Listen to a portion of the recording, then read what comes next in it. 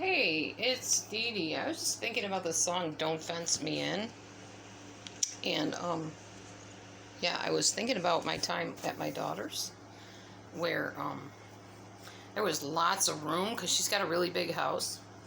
And, the song Don't Fence Me In, it means that you want room to move and do whatever you need to do, right? Well, I was just thinking about being fenced in, like being in an enclosed place. Being in the house allows Matthew and I to get closer to each other. We have to kind of interact because we're so close to each other all the time, all day when he's there. And it eliminates the amount of cleaning I have to do and the amount of the house I have to deal with, which is wonderful. So I kind of like being fenced in. I think I've decided that if we end up getting any help from somebody at some point when they maybe build us a new house, or who knows what's going to happen, or maybe we build a new house, however it ends up happening, that I probably would want at least one room to be like a rec room that's smaller than the other rooms in the house. So I would like to have like a little tiny room as part of a bigger house, if I had a bigger house ever.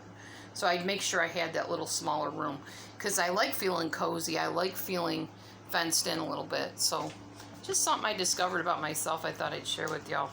I don't like being fenced in the sense of some situations where I'm expected to do stuff all the time to take care of something. Like, I don't feel like obligated. I don't like feeling obligated or compelled or forced or coerced or anything like that, or controlled. I hate that feeling. But I do like, all my friendships with people over the years have been different, but most of them that were good friends and still are my friends in person when they're not busy working and doing whatever it is they do, those are friendships in which we are interdependent. In other words, we are individuals, but we come together once in a while and hang out.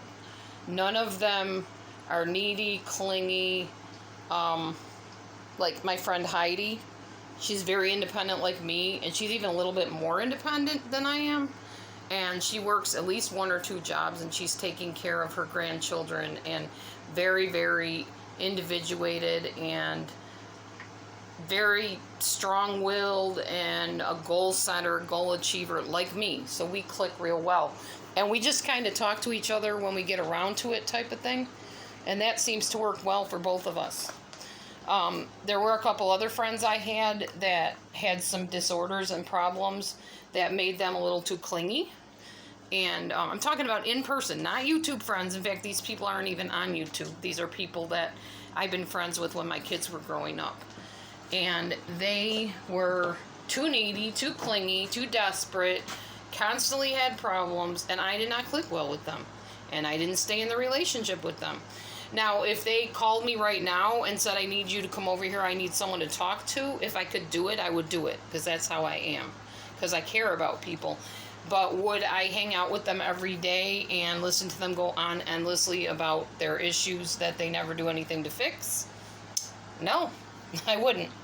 And there's a couple people like that. Then there was a friend I had that, like I said before, used to promise me stuff all the time.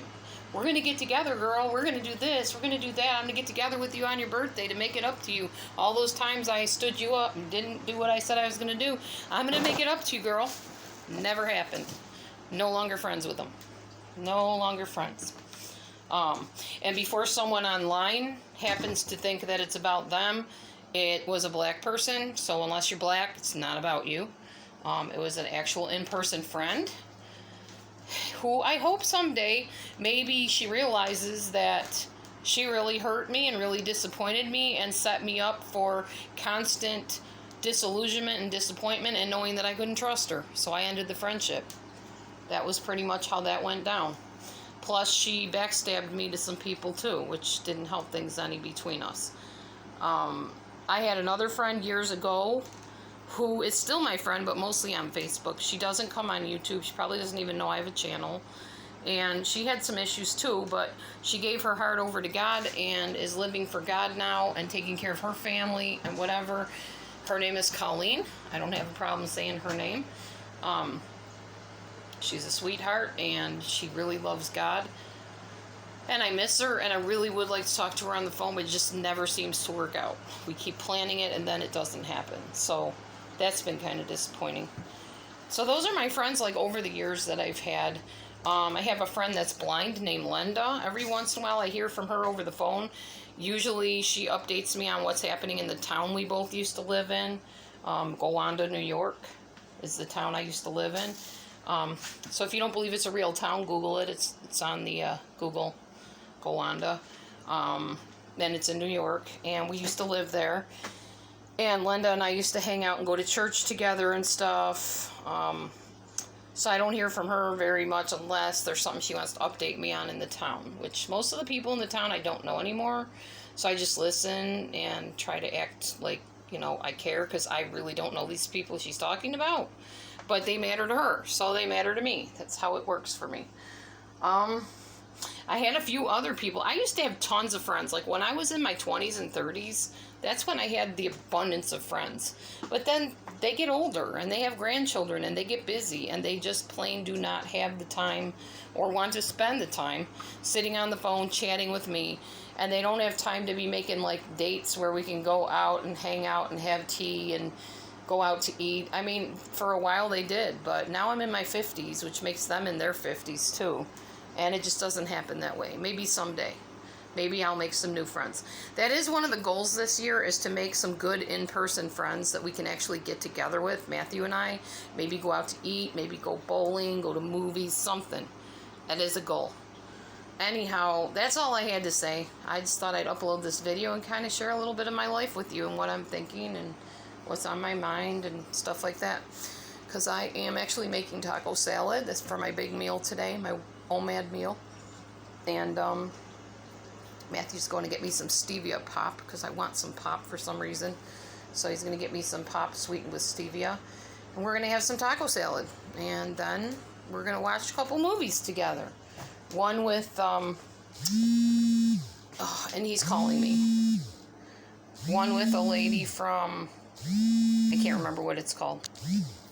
There's a movie that we saw, The Singers. What the heck is that called? Pitch Perfect.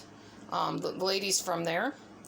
There's one movie like that, and then there was another movie he's getting to. Both enjoyable movies. Oh, A Dog's Return Home, or A Dog's Life, or A Dog's Journey Home, or something like that. So that's what we're doing. Anyway, I gotta go get his call. So love y'all. See you later. Bye.